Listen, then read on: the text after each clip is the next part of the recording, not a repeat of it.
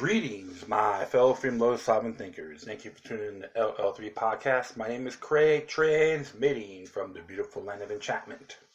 And today's day is Saturday, April 4th, 2020.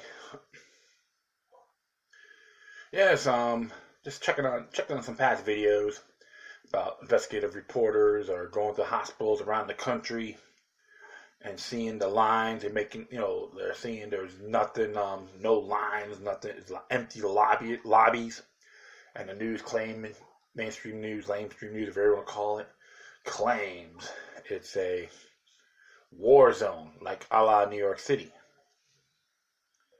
And don't get me wrong, I've never said the COVID-19 virus doesn't exist. But I always tell my listeners and everyone around me, how accurate is the information? Can this be done by design? Of course. Who benefits? The status, the tyrants, the order. Even the gentleman from High Impact Vlogs. He's from Oklahoma. Guy's name, I think his name is Brian. They did a report that 4 states now are completely locked down, part of the New World Order. And one person from Illinois displayed papers to travel for business. This is pretty sick when I look at these areas. And this is why when it comes to quarantine and all that, isolation should all be voluntary. And a lot of us here in all these states, regardless of where you live at, have that mindset. But we got one, or a few knuckleheads. You think it's like everyone's like that. It's pretty absurd. Of course, you're always going to have the doubtful Thomases in your communities. It's nothing new at all. Accuracy is always essential. People want facts, not drama or fear. Many of the preppers are sitting back, including myself. Yeah, there's some things I need. But at least I was ready to go the best I can. And what my friend and I achieved, I'm very pleased. That's why I'm not wigging out. Yeah, even my industry shut down, which is lousy. But I got other things when I go to my property. So I always got to be productive, even doing shows like these.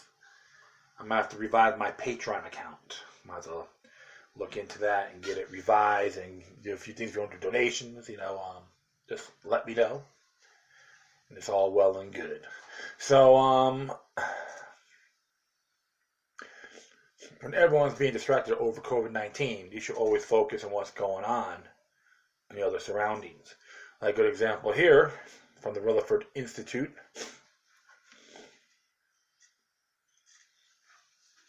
Sorry about that. From the Rutherford Institute, and which I'm a supporting member. It's about Tennessee Supreme Court allows police to carry out warrantless, suspicionless searches of probationers' homes, undermining the 4th Amendment. Yeah, so could we say the Tennessee Supreme Court is anti-4th Amendment? Yeah, that would be a good title for the show. And so as we go on here, pushing back against government efforts to chip away at the privacy and security guaranteed by the 4th Amendment, Rutherford Institute. Sorry about that. Gotta do a little move here. Rutherford Institute has asked the Supreme Court to reverse the state court decision allowing police to search the homes of probationers without any suspicion or justification. In an amicus brief filed, Ham versus the state of Tennessee, Institute attorneys have asked the court to overturn the Tennessee's court ruling that police have carte blanche to search for residents' probationers, arguing that the violates 4th Amendment's overriding purpose to protect the sanctity and security of a person's home. Affiliate attorney Michael Kimberly, Ethan Townsend, and Garrett R. Altered of McDermott, Will, Emery, LLP in Washington assist the Rutherford Institute in advancing their arguments in Ham. The most fundamental guarantee of the Fourth Amendment is that the government may not rifle through a home without a cause. This protection applies to every citizen in every home, no matter what the government might suggest to the contrary. It's the constitutional attorney John W. Whitehead, president of the Rutherford Institute and author of Battlefield America, The War on the American People. In this age of overregulation and overcriminalization, where the average citizen unknowingly commits more than 3 felonies a day, it's becoming all too easy to the government to label otherwise law-abiding Americans as criminals and strip them of their constitutional rights. The government must not be allowed to further breach the Fourth Amendment's protections against warrantless home invasions by police.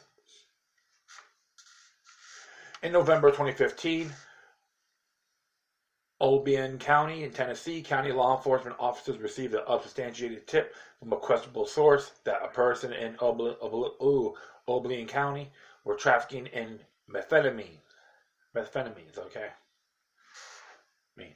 Meth, okay, so for short term. Although the informant did not identify the persons involved, police used the tip to justify a search of David Ham's residence. Ham lived with his wife Angela, who was on probation for a conviction of manufacturing controlled substances that occurred before the couple were married, and their son. Although officers had no warrant, they wrongly assumed the uncorroborated tip gave them reasonable suspicion to search the Ham's residence, since as a condition of her probation, Angela had agreed to allow a warrantless search of her person or property by law enforcers. Never do that. After being told by the Ham's son that his parents were not home, police entered the home through an unlocked door and conducted a warrantless search of the home when they found methamphetamine inside a eyeglass case. The police seized the drugs and charged the Hams with violating state drug laws. The trial granted Ham's motion to suppress the evidence seized during the warrantless search, ruling that even with Angela's probation condition, the officers needed to have reasonable suspicion that were drugs on the property, and unreliable informant tips did not provide such suspicion. On appeal, the Supreme Court of Tennessee reversed the ruling. The lower court ruling finding that Angela's probation condition allowed a search of the residence without any suspicion, and for any reason. In its amicus brief with the Supreme Court, U.S. Supreme Court, Rutherford Institute argued that the Fourth Amendment fundamental purpose is to protect the privacy of a person's home, and probationers and their families retain the right to be free from arbitrary and unreasonable search and seizures of their residence. Because here's the thing. Even the husband has that right to say, hey, where's my, you need a search warrant on this. But according to this, her mistake is letting them in. Shouldn't have really done that at all. You better just put a halt on them instead of opening up the door. You gotta be strategic with these people, because sometimes they will manifest and take advantage of you.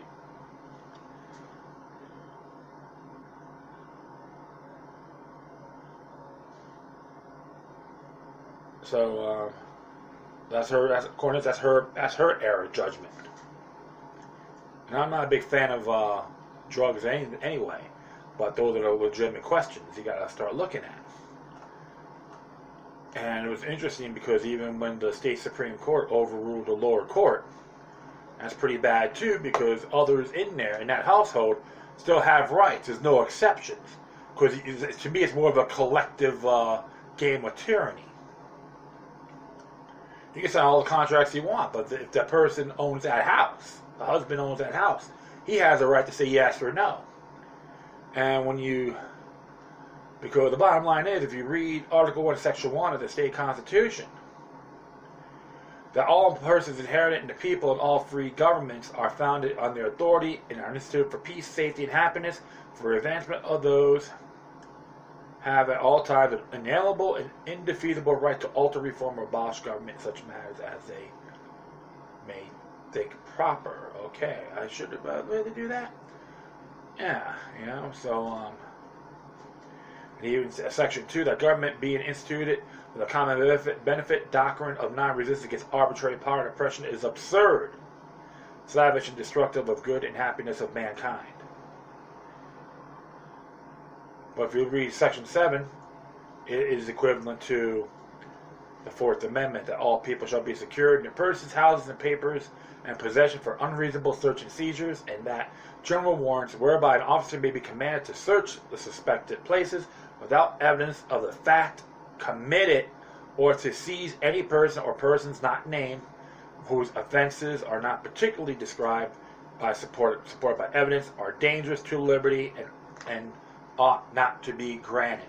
So right there, that's the Article 1, Section 7 issue. He has not violated Angela's rights, but how about the husband and the son? So that's why you always gotta question these things. So they can sign all the contracts they want, but if it's an illegitimate contract, it's null and void. Like it says here, Section 20, that no retrospective law or impairing of the obligation of the contract shall be made. You could always examine that too. So, oh, absolutely. That's why you always gotta look at these. Always gotta look at these things. All right, so that's why I'm very, observant in all these areas, and it's very essential to know.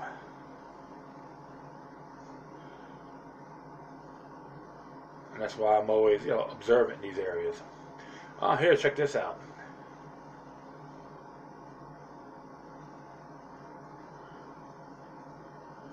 It's interesting here. It says, Section 29, that equal participation, okay, free navigation. Okay, is one's inherited right.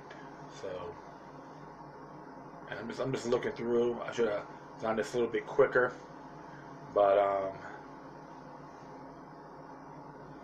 of course, involuntary servitude is in there as well. And this is Section 35. Says here to preserve the protection of right as victims. Okay. Nope. So So those are a little bit legitimate questions, and it's very important to know these things. So, like I said, observe responsibly indeed. You got to question authority in these areas. So it could be an invalid contract, yeah, absolutely. Those are the things you got to look at. So, and it's just an example. Like I tell people, I recommend, don't open up the doors for them. If you got to use the window, go ahead. You got to be strategic. All right, those are the areas. And some places, like in Indiana, even these break-ins, even cops breaks in without no knock warrants. If they get shot, that's considered an immunity for the people who live there. So I know some of the officers may not like that, but that's how it goes. But the bottom line is, folks, you can't say, it's okay to say no. That's the bottom line on this matter. This came out from the Epoch Times. 19 lawmakers seek information from Zoom amid scrutiny of its privacy practices. This is by Janita Khan. A group of 19 House lawmakers is requesting information from video conferencing platform Zoom amid scrutiny of the company's privacy practices as more Americans turn to the platform to meet their work from home needs. In a letter addressed to Zoom's CEO Eric Yuan on Friday, the Democratic lawmaker of the House Committee on Energy and Commerce asked him to shed light on the company's data collection practices, including information on attendee attention tracking, cloud recording, and automatic transcription of conferences. Representative Jerry McNerney, Democrat from California, and Representative Jan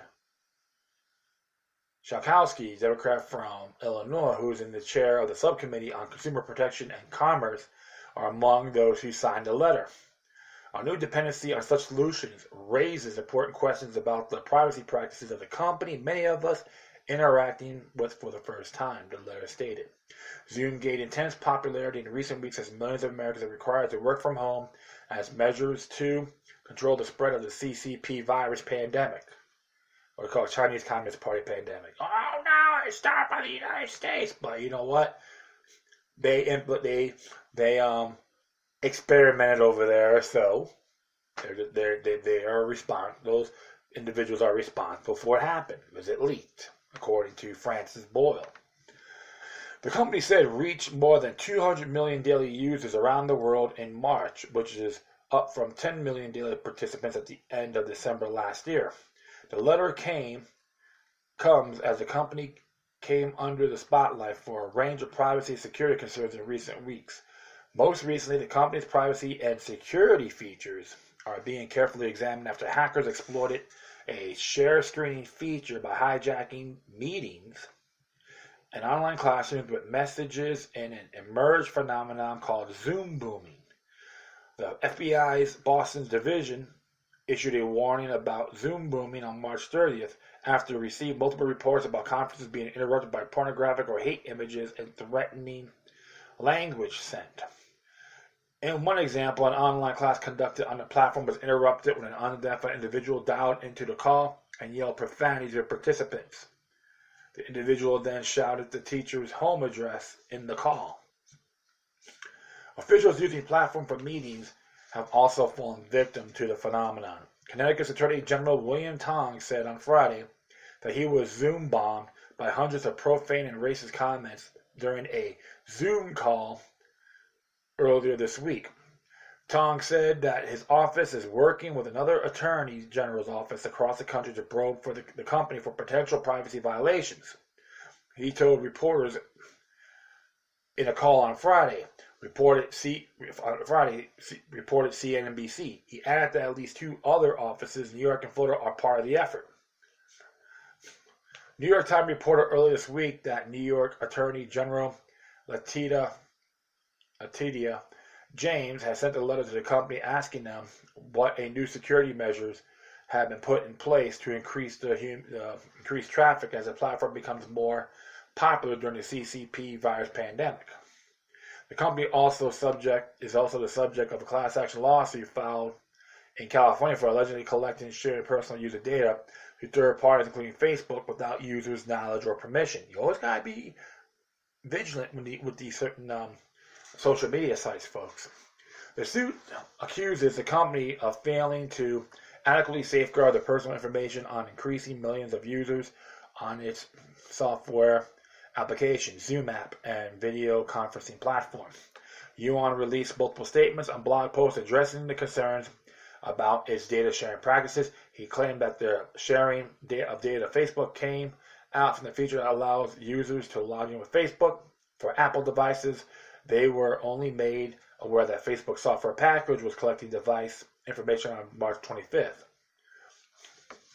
In a separate recent statement on Wednesday, he acknowledged that his company has fallen short of the community's privacy and security expectations, adding that the application was originally built for enterprise customers. Indeed, Factor will become popular with the public. We did not design the product with the foresight that in a matter of weeks, every person in the world will suddenly be working, studying, and socializing from home, he wrote. Okay, so you're a little bit unprepared there, huh? According to this, we now have a much broader set of users who are utilizing our product in a myriad of unexpected ways, presenting us with the challenges we did not anticipate when the platform was convened. He said that they have updated his private policy to be more clear and transparent around what data we collect and how it is used, and that they have removed the software package that sent information to Facebook. He also said that for the next 90 days, his company would dedicate resources to identify and address issues on the program. The Lawmakers letter seeks further information about what data the company retains, what information is being shared to third parties, which third parties are receiving the information.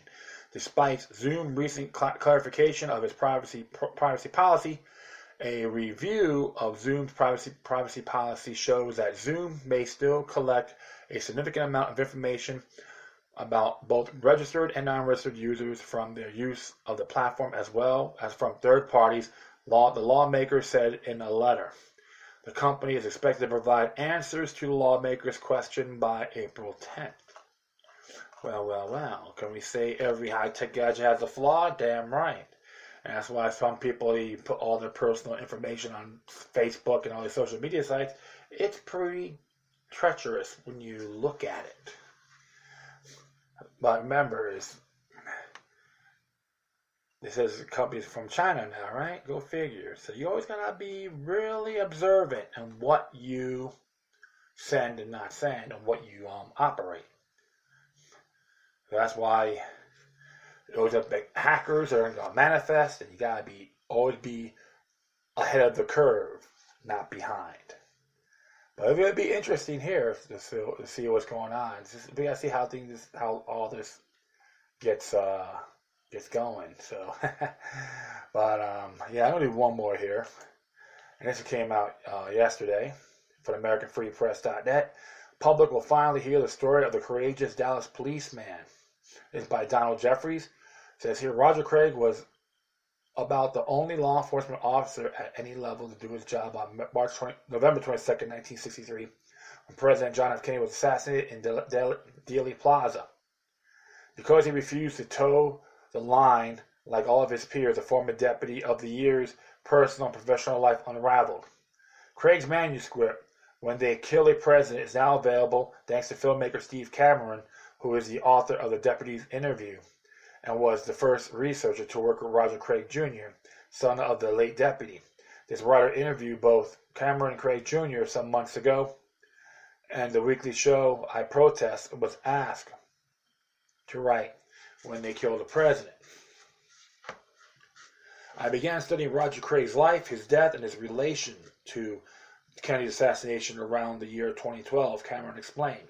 I quickly became fascinated with this story, and I wanted to learn as much about him as I could. So I decided to reach out to the people who knew him, including family members, try to get to the truth. Because there were so many unanswered questions and rumors and outright lies about him swirling around the internet regarding what he actually witnessed and what he went through after the assassination. What I discovered is that all documented in my recent book, Deputy Interviews, was that Craig was not the only one or the most credible key witness to the JFK assassination case, but he also sorry about that. But he also someone who truly cared about his country. So much so that we was willing to lose everything when he had while trying to right an enormous wrong that occurred to it on November 22nd, 1963. He's a hero in my book, and his memory should never be forgotten. I'm doing everything I can to ensure he is remembered.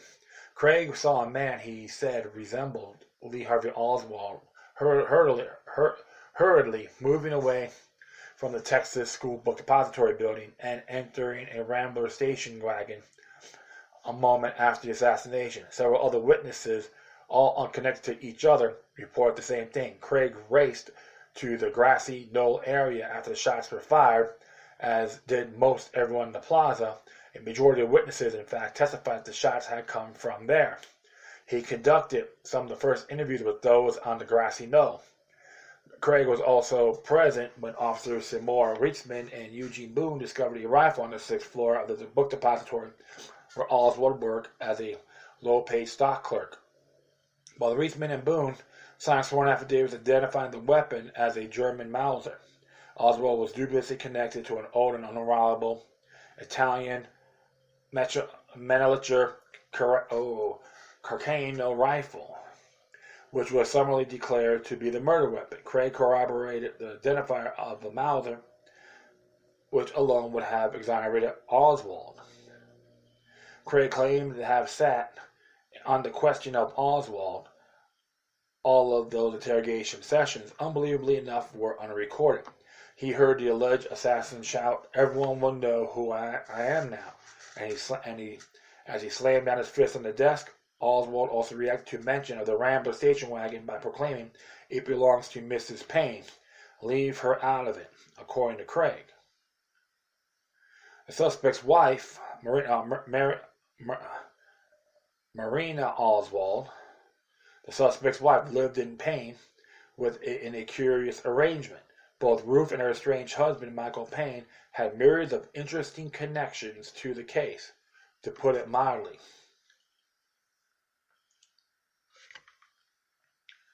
Craig began working with some of the private critics who were exposing the lies of the Warren Commission.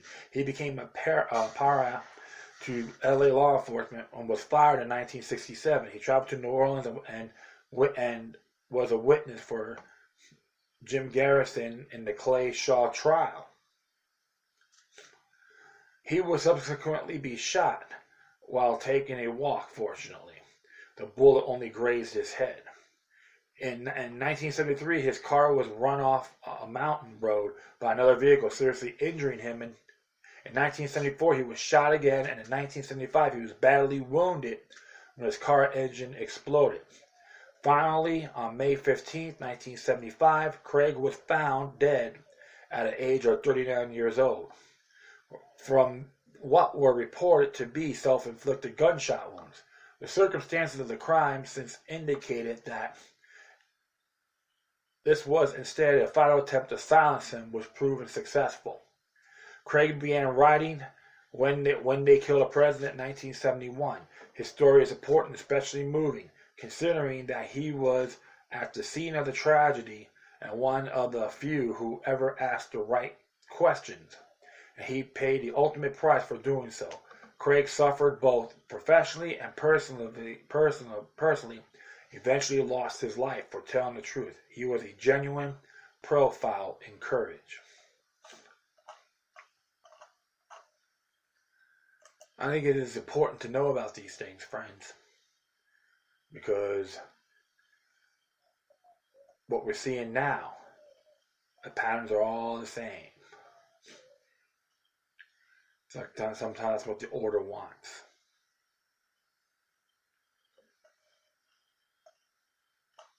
But always got to look at those areas a lot bigger than what it is.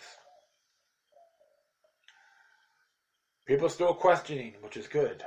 People say, oh, let it go. You can't. Because if you don't learn from the past, it will haunt us again. So Roger Craig did what was right. I may have to get that book.